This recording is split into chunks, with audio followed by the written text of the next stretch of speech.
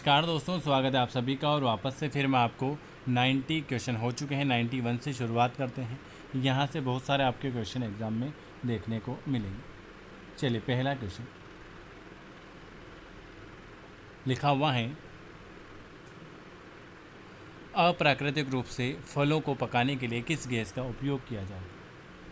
बताइए। जो नया है चैनल को सब्सक्राइब कर दीजिएगा, बेल आइकन को प्रेस कर दीजिएगा। और हमसे डेली की क्लास में जुड़ना चाहते हैं तो इस नंबर पर व्हाट्सअप कर देना कि सर हमें आपकी डेली क्लास से जुड़ना है। चलिए, 9753749986। अप्राकृतिक रूप से फलों को पकाने के लिए किस गैस का प्रयोग किया जाएगा? तो हम करेंगे इथाइलिन का। किसका प्रयोग करेंगे? इथाइलिन का प्रयोग करेंगे। तत्काल शक्ति के लिए खिलाड़ी, जहाँ तत्काल शक्ति चाहिए वो खिलाड़ी वो क्या करते हैं? सुक्रोज। सबसे अधिक कोमल कौन सा है? फिटकरी, हीरा, टेरेलियम या पुखराज? हीरा। कर्ण द्वारा चले मार्ग की प्रकृति किस पर निर्भर करती है? कर्ण के द्वारा चले मार्ग की प्रकृति किस पर निर्भर करेगी? न तो त्वरण पर करेगी, न वेग पर करेगी, न विस्थापन पर करेगी। इनमें से कोई नहीं। ऑप्शन आपका डी वाला आ जाएगा। कौन सा असुरक्षित बल है? वेरी आईएमपी क्वेश्चन, ये भी कितनी बार पूछा हुआ। असुरक्षित बल कौन सा है? श्यानता का बल। श्यानता का बल कौन सा हो जाएगा? असुरक्षित बल। अगला क्वेश्चन क्या लिखा हुआ है? एटम बम की खोज किसने की थी? एटम बम की खोज किसने की थी? ऑटो हान ने। ऑटो हान ने क्या की थी? एटम बम की खोज जो की थी ऑटो हान ने की थी। वायुमंडलीय दाब नापने वाला यंत्र, वायुमंडलीय दाब नापने वाला यंत्र कौन सा हो जाएगा?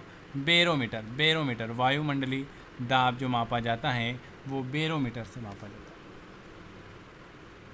टेलीविज़न का आविष्कार किसने किया था?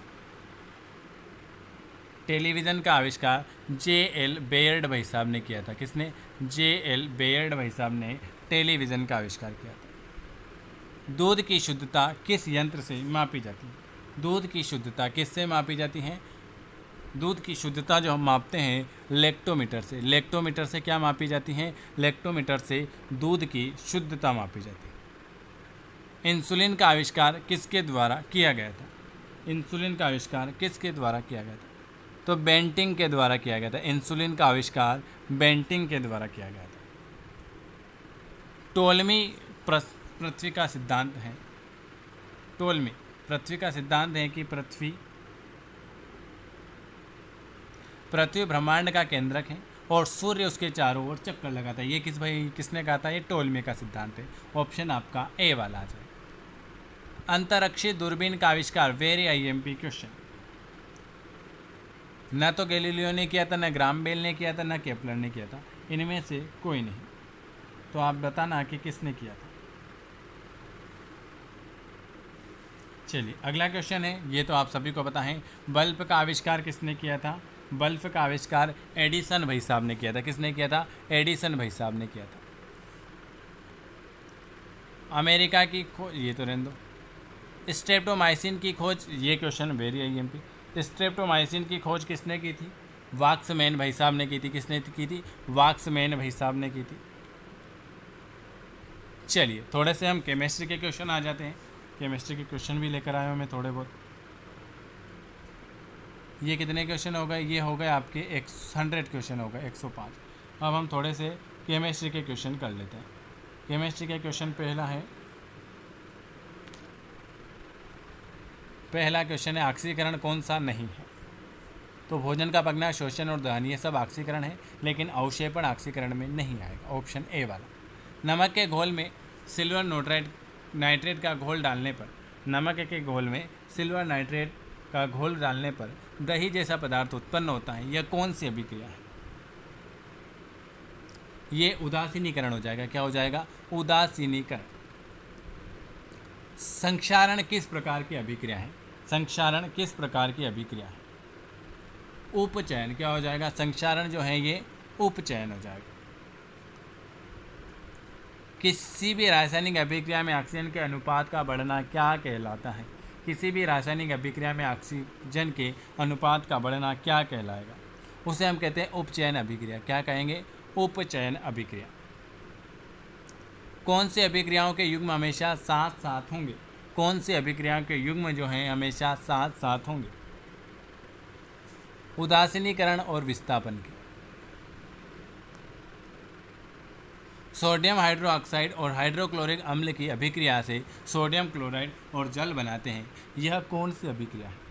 सोडियम हाइड्रोक्साइड और हाइड्रोक्लोरिक अम्ल की अभिक्रिया से सोडियम क्लोराइड और जल बनाते हैं। यह जो अभिक्रिया है इसे आप क्या कहोगे? इसे हम कहेंगे उदासीनीकरण। क्या कहेंगे? उदासीनीकरण। किसी भी अभिक्रिया में भाग लेने वाला पदार्थ क्या कहलाएगा? किसी भी अभिक्रिया में भाग लेने वाला पदार्थ अभिकारक कहलाएगा।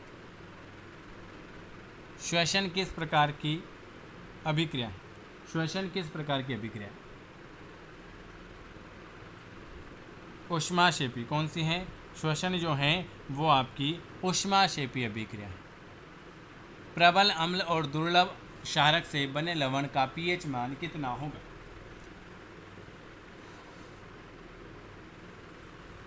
प्रबल अम्ल और दुर्लभ क्षारक से बने लवण का पीएच मान कितना होगा? 7 से कम हो जाएगा। क्षारक को जल में घोलने पर क्या मुक्त होगा? क्षारक को अगर हम जल में घोलेंगे तो OH आएगा। दही में किस प्रकार का अम्ल पाया जाएगा? दही में आपका लैक्टिक अम्ल पाया जाएगा।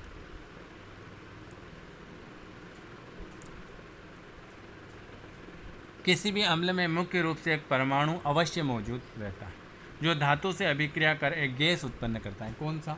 हाइड्रोजन, ऑक्सीजन, नाइट्रोजन या अमोनिया। तो किसी भी अम्ल में मुख्य रूप से एक परमाणु अवश्य मौजूद रहता है जो धातु से अभिक्रिया कर एक गैस उत्पन्न करता है, वो आपका हाइड्रोजन हो जाएगा। वे पदार्थ जिसके स्वाद खट्टे होते हैं और जो नीले लिटमस के घोल को लाल बनाते हैं वो क्या कहे जाते हैं?